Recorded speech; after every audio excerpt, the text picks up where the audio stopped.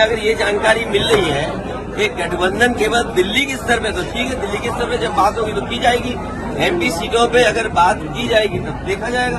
अगर मुझे ये पता होता कि प्रदेश स्तर पे कोई गठबंधन नहीं है, वो नहीं है, हमने स्वीकार कर लिया, इसीलिए हमने अपने पार्टी के टिकट घोषित कर दिए।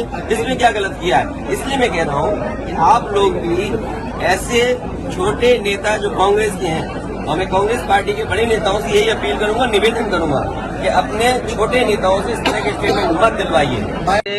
या कोई दल क्या कह रहा है, इंडिया गठबंधन, हम ही कंफ्यूज हो गए होंगे। इसका मतलब अगर हम उन मीटिंगों में बैठे हैं तो हम ही कंफ्यूज रहे होंगे। इसीलिए जिस व्यक्ति के बारे में आप बात कर रहे हो, मुझे नहीं पता कि कांग्रेस पार्टी का कौन व्यक्ति इस तरह की बात कर रहा है।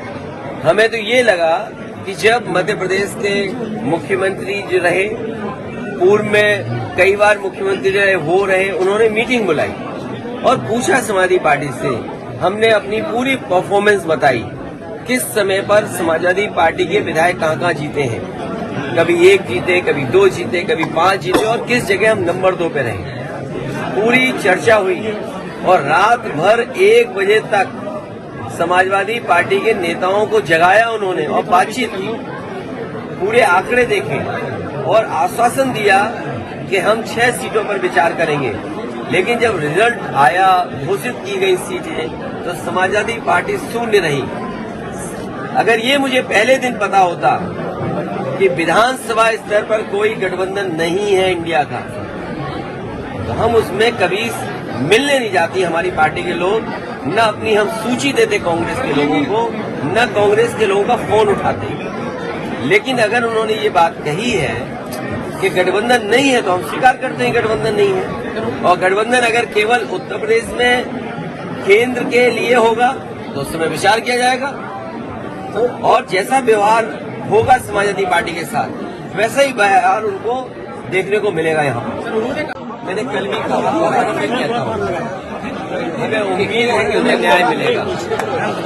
मोहम्मद आजम के साथ न्याय मिलेगा, लेकिन हमें पूरा भरोसा है न्यायालय पे, उन्हें न्याय मिलेगा। लेकिन सबसे बड़ा सवाल ये है कि उनके खिलाफ साजिश कौन कर रहा है? बीजेपी के सहयोगी लोग, बीजेपी के समर्थक लोग।